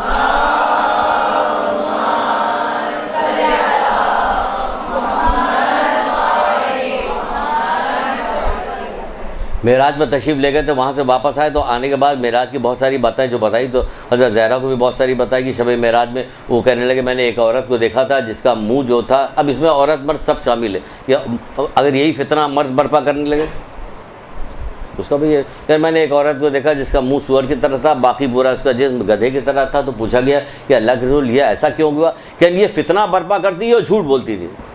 اتنی خطرناک ترین چیز ہے جھوٹ بولنا، فتنہ برپا کرنا، یہ فتنہ، کیونکہ اس کی طرف کیا ہوگا، 1000 سال کی مسافت سے جنت کی خوشبو آئے گی، سونگ نہیں سکتا اتنا۔ یہ غیبت کیا چیز ہے، یہ چغلی کیا چیز ہے، یہ ایک طرف ادھر طرف لگانا کیا چیز ہے، یہ کیا لڑائیاں پیدا کراتی ہے، جھگڑے پیدا کراتی ہے، فساد برپا کراتی ہے، یہ سخت ترین ناپسند ہے فتنہ برپا کرانا، جھگڑا بار بار۔ آپ اصول کافی کی روایت کتاب اٹھا کے کھولیے، اس میں بہت ساری جگہ پہ لکھا ہوا، ایک ہی جگہ پہ اسی والے باب میں لکھا ہوا کہ جب بھی جبریل آتے تھے پاس میں ہمارے یہی کہتے کہ جھگڑے سے پرہیز کرنا، جب بھی، کیا رسول اللہ نعوذ باللہ جھگڑا کریں گے؟ یہ پیغام عوام کے لیے پیغام تھا، امت کے لیے پیغام تھا، جب بھی جبریل آتے تھے یہی کہتے کہ جھگڑا نہ کرو، جب جبریل آتے تھے کہتے جھگڑا نہ کرو۔ یہاں اتنا جھگڑا ہے کہ کوئی شاید خاندان میں کوئی خاندان ایسا بچا ہو کہ جس میں ایک دوسرے کا جھگڑا نہ ہو، ایک دوسرے سے لوگ نفرت نہ، اپنا دل صاف پاک کر لیجئے، بالکل پاک صاف کر لیجئے۔ تو آواز آنے لگی پاک صاف کرنے میں، دیکھ رہے ہیں نکل رہی نا، پاک صاف ہو رہا ہے، جو پاک صاف کر لیے بھائی ہماری طرف سے تو بس یہ ہے، ہم اپنے اللہ کو منہ دکھانا ہے، اپنے امام کو منہ دکھانا ہے، بی بی سیدہ کے پاس جانا ہے، مولا مشکل کشا کے پاس جانا ہے، اپنے ائمہ کے پاس جانا ہے، تو مجھے صاف ستھرا رہنا، میرا عشق تو ان لوگوں سے کسی چیز سے نہیں، تو آپ اپنا اس کو آپ کو ختم کیجئے۔ لڑائی جھگڑا جو ہے بہت بری چیز ہے، ایسا فتنہ ہے، ایسی چیز ہے کہ جس کی وجہ سے کیا ہوتا ہے، یہ کہا جا رہا ہے کہ قیامت کے دن یہ ہوگا، اللہ تعالیٰ جو ہے 1000 سال کی مسافت سے جنت کی خوشبو آئے گی، لیکن فتنہ برپا کرنے والا نہیں دیکھ سکتا۔ کیا کیا چیزیں، بہت ساری چیزیں، فتنہ کا بہت بڑا باب ہے، پوری کلاس لے، ہم آپ کو چند چیزیں، 2-1 چیزیں جلدی بتا دیتے ہیں کیونکہ آپ کو زیادہ وقت نہیں لے کے تھک چکے ہوں گے آپ۔ آخری زمانے میں 3 بڑے فتنے ہوں گے، جیسے سب سے بڑا فتنہ راگنی گانا بجانا، جو فتنہ کیا، جو اللہ کی نافرمانی کی طرف لے کے جائے، جو ہٹائے اللہ کے ذکر سے، اللہ کے عورتوں سے کے ساتھ محبت کرنا بھی فتنہ کہا گیا، بچائیے اپنے آپ کو، کوئی آپ سے جو ناجائز طریقے سے کوئی آپ کی طرف جھکاؤ پیدا کرنا، یہ فتنہ ہو رہا ہے۔ فتنہ شیطان کی تلوار میں سے ایک تلوار ہے، شراب خوری جو ہے یہ شیطان کا جال ہے، روپے پیسے کی محبت شیطان کا تیر ہے، اسی طرح کہا جا رہا ہے کہ بہت ساری چیزیں یہ فتنے میں، شراب خوری جو ہے، شراب پینا جو ہے، یہ بھی فتنے میں شمار کیا جائے گا، جنت اس پہ حرام کر دی جائے گا۔ 3 چیزیں فتنے میں ڈالتی ہیں، چھوڑیے اس کو بھی چھوڑ دیتے ہیں، آگے بڑھتے ہیں۔ امیر آدمی کے لیے غربت جو ہے یہ فتنہ ہے، غریب لوگ فتنہ ہے۔ یا آپ دیکھیں کہ آپ کے بعد جو پروردگار نے آپ کو مال و دولت دیا، آپ اس کو کیا کرتے ہیں، غریب، مسکین، مانگنے والے، اپنے عزیز، رشتہ دار، ضرورت مندوں کو، بیماروں کو، جن کو بہت زیادہ ضرورت، ان تک آپ دیتے ہیں کہ نہیں دیتے، کہ اپنے پاس جمع کرتے رہتے ہیں مال و دولت، یہ فتنہ بن رہا ہے، یہ فتنہ بن رہا ہے، مال و دولت کو جمع کرتے چلے جا رہے ہو، یہ فتنہ بن رہا ہے۔ تو مالدار ہو گئے، بہت پہلے کسی زمانے میں کہیں ہم نے کبھی پڑھا تھا، بالکل جب ابتدا کرنے لگے تھے حدیثوں کی طرف شوق پر، تو اس میں مولا مشکل کشا کی ایک روایت پڑھی تھی، بڑی اچھی لگی، نہیں دیکھی پیسے کے فراوانی مگر اس کے پاس کہ جس نے کسی کا حق نہ غصب کیا ہو۔ کیا سمجھے، نہیں دیکھی پیسے کے فراوانی، یعنی پیسے کی فراوانی وہیں دیکھی جاتی ہے جب کوئی کسی کا حق غصب کر لیتا، ضرورت مند عزیز رشتہ دار، آپ کو کیا پتہ کہ پیسہ دینے سے، ضرورت مندوں کی ضرورت کو پورا کرنے سے کیا ثواب ملتا ہے، اگر بتایا جائے تو پورا اسی پہ نکل جائے کہ مومن کی مدد کرنے کا ثواب، مال دولت سے، زبان سے، ہاتھ سے، پیر سے مومن کی مدد کرنے کا ثواب کتنا بتایا، کپڑا پہنانے کے ثواب سے لے کے بہت ساری، چھوڑیے اس کو، آگے ثواب بتایا جا رہا ہے، بہت فائدہ ہے۔ خلوص دل سے عبادت کرنے کے لیے آپ خلوص دل سے عبادت کیجئے، کہ خلوص دل سے عبادت کرنے والوں کے لیے کہا جائے کہ خوشخبری کہ یہی لوگ ہدایت کے چراغ ہیں، اور یہی لوگ ہر فتنے ان کے ذریعے سے ختم ہو جاتے ہیں۔ اگر خلوص سے آئی ہیں، سنیے، کام کیجیے گا تو فتنے ختم ہو جائے گا۔ اب کتنا رہ گیا؟ 2 رہ گیا، ابھی بہت ساری کیسے ختم کریں، جلدی ختم کر دیں۔ پھر کہا جا رہا ہے کہ عنقریب، مولا کہتے نہیں، رسول اللہ کہتے ہیں کہ عنقریب فتنے برپا ہوں گے، لوگ صبح مومن ہوں گے، شام کو کافر ہو جائیں گے۔ تو کیسے کیسے عقیدے آج کل بن رہے ہیں، وہ آپ دیکھ رہے ہیں کتنی خطرناک، اور شام کو مومن کو صبح کو کافر ہو جائیں گے، مگر وہ کہ جسے اللہ تعالیٰ علم کے ذریعے سے بچا لے۔ یہ بار علم حاصل کرنے کو اس لیے تو کہا جاتا ہے کہ ماں کی گود سے قبل تک علم حاصل کرو، اسی لیے تو سب سے زیادہ جو فائدہ جو بتایا گیا ابھی علم حاصل کرنے کا بتایا گیا، سب سے زیادہ ثواب علم حاصل کرنے کا بتایا گیا، کیونکہ اگر علم حاصل ہوگا تو آپ کہیے گا نہیں مجلس کا بہت زیادہ ثواب ہے، حج کرنے کا بہت زیادہ ثواب ہے، روزہ رکھنے کا بہت بھائی اگر علم نہیں ہوگا تو سب بیکار ہو جائے گا، کوئی نہ کوئی ایسا آپ سے گناہ، کوئی نہ کوئی ایسی بات سرزد ہو جائے گی جس کی وجہ سے اس کا ثواب 0 ہو جائے گا۔ اس لیے علم حاصل کرنے کا ثواب بہت زیادہ بتایا گیا ہے۔ پھر کہا جا رہا ہے کہ 6 نمبر 5 ہو گیا نا، 5 فتنہ ہو گیا، 6 ہو گیا، 7واں کیا ہو گیا؟ مال کی محبت۔ وہ تھوڑی بہت مال کی محبت تو ہم نے آپ کو بتا دی، جو مال سے سیر نہیں ہوتا، وہ 7ویں نمبر کا ہے، اس کو بھی کہا گیا ہے کہ اس کو جنت کی خوشبو نہیں ملے گی، سیری نہیں ہے، اس کو دینا چاہیے آگے۔ یہ 7ویں نمبر کا۔ 6 نمبر کی کیا چیز؟ 6 نمبر کی چاپلوسی کرنے والا۔ یہ چاپلوسی کرنے والا کون ہوتا ہے؟ دھوکہ دینے والا ہوتا ہے، اصل میں دھوکے باز ہوتا ہے۔ یہ چاپلوسی آپ کو بیوقوف بنا رہا ہے۔ حق سے بڑھ کے تعریف کرنا چاپلوسی، مولا کہہ رہے ہیں، اور خوشامد ہے۔ چاپلوسی خوشامد ہے، اور حق سے کم تعریف کرنا حسد ہے۔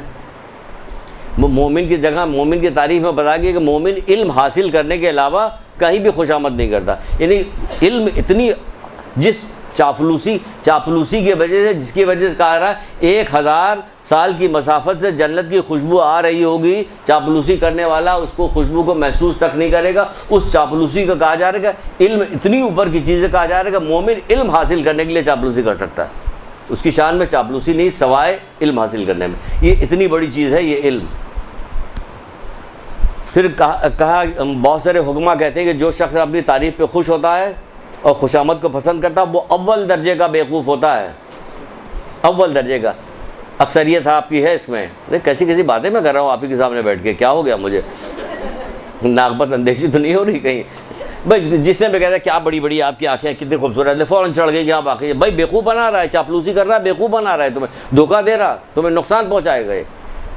سب سے زیادہ کوئی بھی خوش ہوتا ہے، حکمران بہت زیادہ خوش ہوتے ہیں چاپلوسی کے ذریعے، وہ چڑھاتے جا رہے ہیں، وہ چڑھتے جا رہے ہیں حکمران سارے، کہ تم کو کوئی نہ کوئی مفاد لینا چاہتا ہے، یہ آدمی تمہاری تعریف کر رہا ہے، کوئی جو تعریف کے لائق تو تمہارے اندر کچھ ہے نہیں۔ تو کہا جا رہا ہے جو شخص اپنی تعریف پہ خوش ہوتا ہے اور خوشامد کو پسند کرتا ہے، وہ اول درجے کا بیوقوف ہوتا ہے۔ پھر کہا جا رہا ہے خوشامدی انسان، خوشامد کرنے والا اور سننے والا دونوں ہی کمینے ہیں، اور ایک دوسرے کو دھوکہ دے رہے ہیں، حقیقت دھوکہ دے رہے ہیں ایک دوسرے کو، فنکاری کر رہے ہو تم، طرح طرح کی بات، جھوٹی بات اس کو بتا کے تم ایک دوسرے کو دھوکہ دے رہے ہو۔ پھر کہا ہے خوشامدی تمہیں بیوقوف بناتا ہے اور تم خوش ہوتے ہو۔ کیا بات ہے، آپ نے بہت بہترین تقریر آپ کی ماشاء اللہ، آپ نے تو کہیں سنا ہی نہیں ایسے، ہاں نہیں سنا، ابھی سناتے ہیں جب زوردار دھڑ سے پڑے گا سنائی دے جائے کہ تمہیں بیوقوف بنا رہے ہو۔ ہم خود ہم جانے، اللہ جانے ہمارا کیا ہے، ہمیں آئینے کے سامنے کھڑے ہو کے پتہ نہیں چلتا کہ ہم کیا ہیں کیا نہیں، اپنا حال جیسا خود بندہ جانتا ہے دوسرا نہیں۔ اب کوئی تعریف کر رہا تو خود سمجھ جاؤ کہ کتنا بیوقوف بنا رہا ہے، کیونکہ جتنا آپ خود اپنے بارے میں جانتی کوئی دوسرا نہیں جانتا، اس لیے کبھی خوشامدی کی بات میں مت آئیے گا۔ اور پھر کیا کہا جا رہا ہے، کثرت مال تو آپ کو بتایا جا چکا۔ 7ویں چیز جو ہے وہ وہی مال کی محبت ہے، جو مال کی محبت سے سیر نہیں ہوتا، دل اس کا بھرتا نہیں، جمع کرتے جاؤ، جمع کرتے راہ خدا میں خرچ کیجئے مال کو، تو انشاءاللہ تبھی تو صدقے کی بہت زیادہ فضیلت بتائی گئی کہ صدقے کی کیا فضیلت، کیا کہا جا رہا ہے۔ کثرت مال سے دل خراب ہو جا رہا ہے، بہت سارے گناہ اس کی وجہ سے، مال کی وجہ سے، مال جمع کرنے کی وجہ سے آتے ہیں۔ اس مال کو اللہ کے راہ میں خرچ کیجئے تاکہ دنیا آخرت میں دونوں جگہ فائدہ پہنچائیے۔ عزیز رشتہ داروں کے لیے کیجئے، جو محرومین ہیں ان کے لیے بھی کیجئے، اور ایک بلند آواز میں ایک درود بھی پڑھیے۔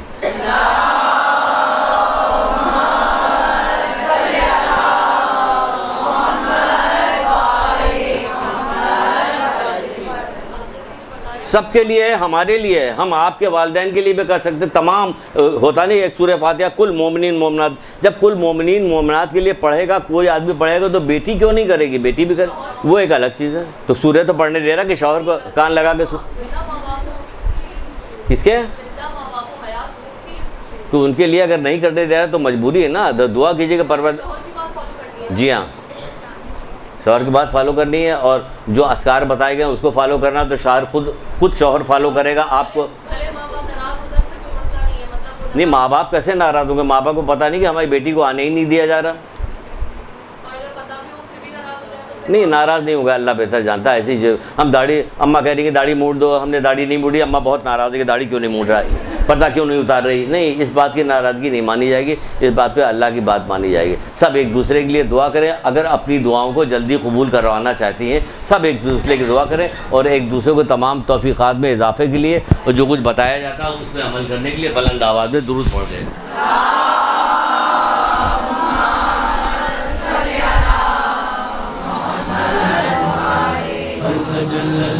يا مولا جل